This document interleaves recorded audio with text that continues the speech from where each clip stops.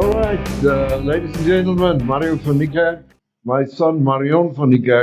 Today we're going to do a short podcast about in-silo grain monitoring. Marion, don't you want to tell us what that means?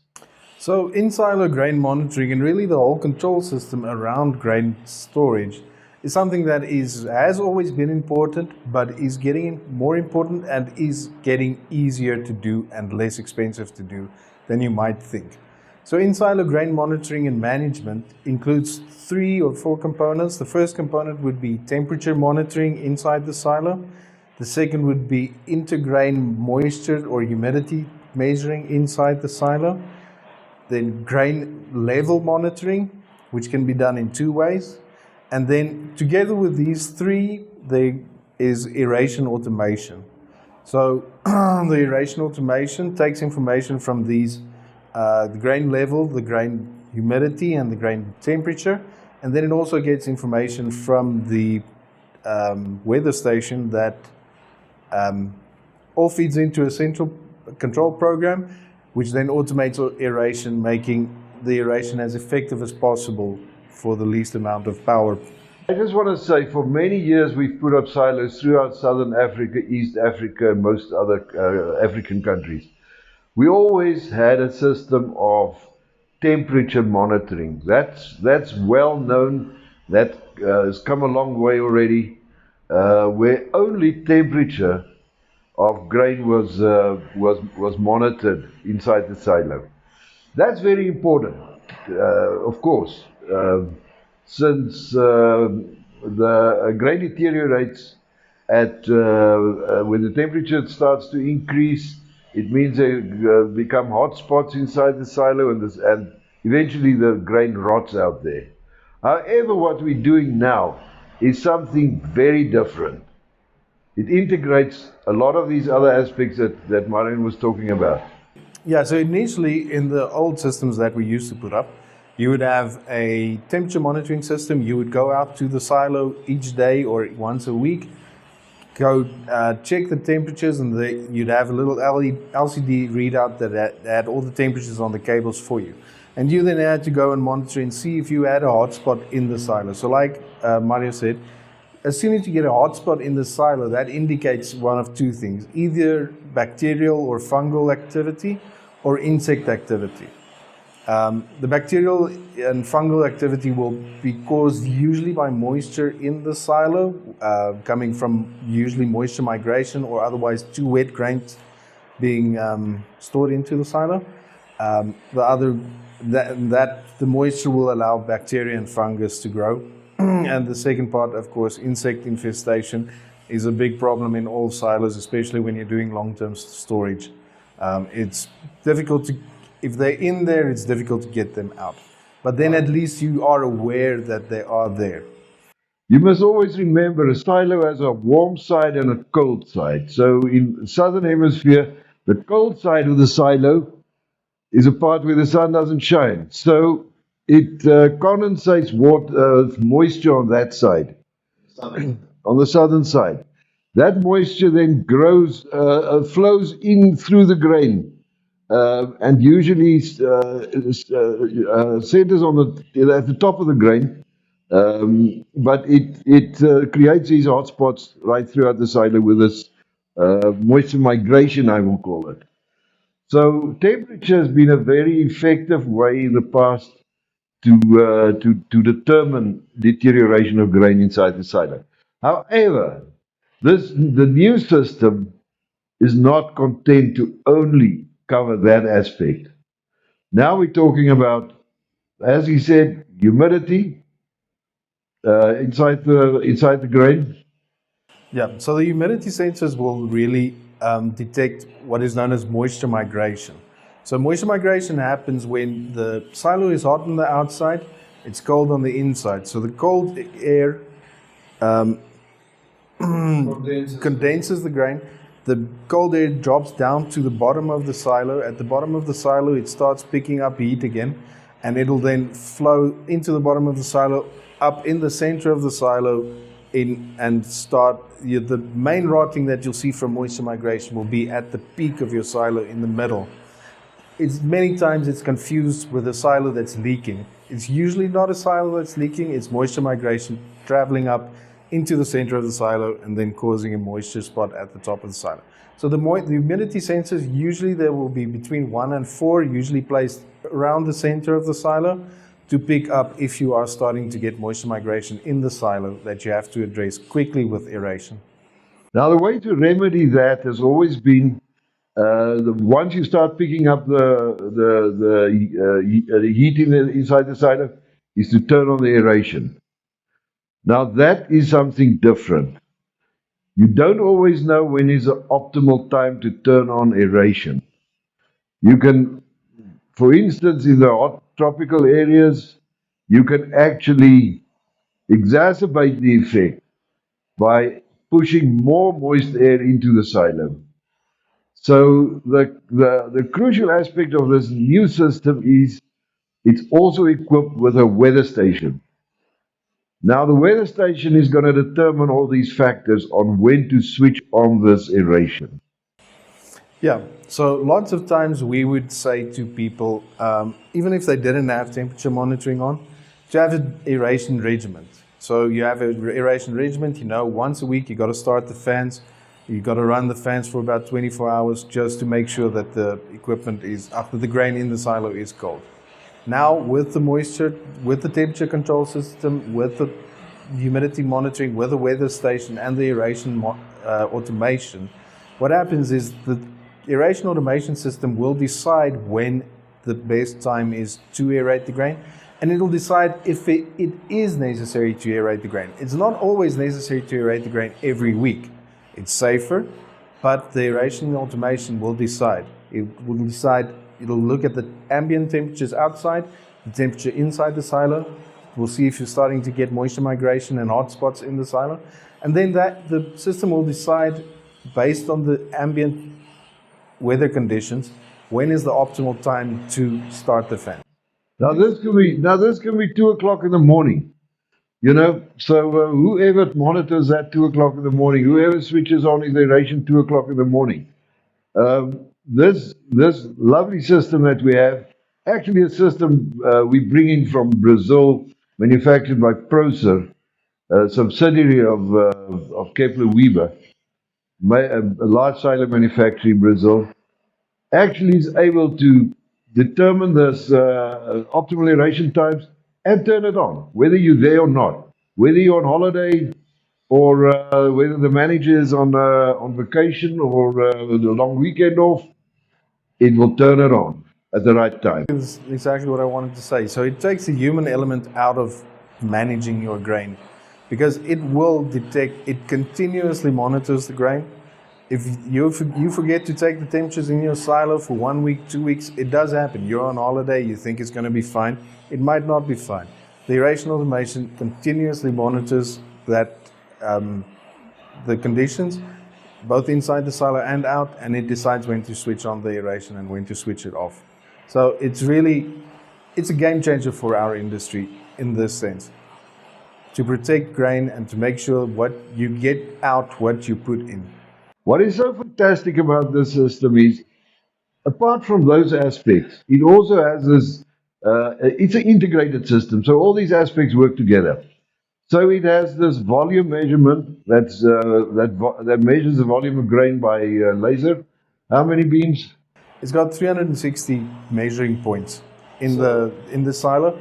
It's also got a range of up to 100 meters. So even on very tall concrete like the co-op type silos, the tall 45-meter high silos, you can still use them. That means whether the grain, doesn't matter what pattern the grain lies inside the silo, whether it's inverted trough or sits on a heap or several heaps, it will determine the volume by averaging these 300 odd laser beams. Of course, the other aspect of that is your grain management. So you can virtually on a day-by-day basis determine how much stock is actually in your silos. And that's very important, especially for all grain handling facilities, for farmers, on-farm storage, for large milling operations, to know exactly what's in the silo and to see what movements have been in the silo. This system guarantees a accuracy of about 98.5% on that. So immediately you're gonna know if there is some grain missing from your silo between yesterday and today. Yeah, you very easy. You reconcile that what you've got in the bin. You reconcile with your weighbridge and with your intake. So you know, no more guessing. The silo is maybe half full or three quarters full, and how many tons that? Because maybe, and do a calculation. You know, it's as Marion said, 98+% accurate. Wonderful tool. The greatest aspect of this is that everything hangs together and is controlled by a software system, a serious software system. And I must also say, these silo monitoring systems, as we're talking to you now, is already installed in more than 9,000 silos around the world. So it's nothing new. The glitches have been sorted out. But he can tell us more about this, the serious software system. Yeah, so the Sirius software system is broken down into basically three components. The first component is the what they call the grain management component or the storage component. So it's in three modules. Each module is actually unlocked as you buy the hardware for that module. So if you buy temperature monitoring cables and you buy the humidity monitoring cables and you buy the aeration automation, that whole storage module is unlocked. Then you have a dryer control module, which monitors every aspect of your dryer. It monitors the intake of the dryer, it monitors the outtake of the dryer, it monitors the temperatures in the dryer, monitors the levels in the dryer. And then you have the facility management, where you can also do weighbridge reconciliations, weighbridge slips coming off of there. It can do the detection of trucks with RFID or with license plate registration, auto detection for trucks coming in and trucks going out, weighing in and out. So it's really a full system for the entire grain storage operation. But the great thing about it is you pay for what you use and for what you have on the system. And I must also emphasize, there's no annual fee on the software. You buy the software once off. No annual fee to renew your software. It's updated as the software is updated, it's automatically updated to you. It also gives you a cloud storage option. Not an option, the cloud storage is included in the price, where all your data is stored on the cloud with Procer on their servers, securely and encrypted, so you don't lose it. So it's very safe. You have hard storage for your data on your PC, but then you get the cloud storage free of charge on the Procer servers. And the most beautiful thing about this, it's easy to install. You install all these components right from the roof of the silo, from the outside of the silo. You don't need to get in there and work inside the silo for the installation. Everything's installed from the silo roof. And the other most lovely thing is it's all a wireless system. It's all wireless system. So everything still does have to get a power supply, but the communication is all wireless. So you have the wireless communication is accurate up to 100 meters on the site. So 100 meters from the sensor to the central collection point, which you can place at any place. From the central collection point, you can bounce it again to a next collection point, and from where you hardwire it to the control system, to the control PC. But everything is wireless. Installation is very, very easy. You don't have to take hundreds and hundreds of multi-core signal cables running all the way to a remote I/O or to a I/O point and then to pull it out. It's really easy for installation, easy for replacement, easy for troubleshooting. It's going to tell you exactly which sensor isn't working. You don't have to go trace wires if you have a problem to see where it's broken. The final thing that I'd like to talk about is we've also introduced that introducing this to our customers is the spray-on pesticide system, doing away with phostoxin and gaseous fumigation.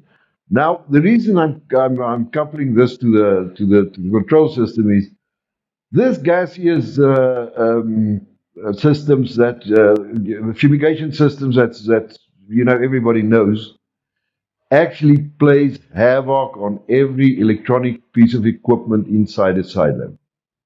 So there's a huge amount of corrosion caused by this. Apart from the fact that it's anyway a dangerous way, but that's been the common way that's been done for many years. Today we have another option. It's a spray-on solution. As you take your grain in, you spray the insecticide onto the grain, and it's a contact insecticide. And it's always been a problem, and it's always been a problem for us. We supply mainly steel constructed silos.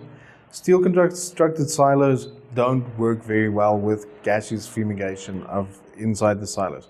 They are leaky. It's not as airtight as a concrete silo would be. They are leaky. There's space that the air has to get out as you're loading in. The roofs cannot be connected onto the silo walls on an airtight seal because there has to be moisture runoffs from the roof if there's condensation. So fumigation in steel silos is not very effective, and that is why this new spray-on stuff is so effective and so good, especially for steel constructed silos. But they are installing the spray-on systems at co-ops in the western part of our country now who do have concrete silos as well. A great advantage of the spray-on system is the insecticide that is used on there. The grain can be used 2 days after application, whereas with phostoxin and these types, the grain can only be used after 7 days of application, which gives a long delay, especially if you have a problem on a shipment that you have to send out and there's a fumigation, there's an insect infestation problem. It delays your shipment with a week, where you can just do the spray on. It immediately kills everything because, not immediately, but very quickly kills everything because it's a contact insecticide.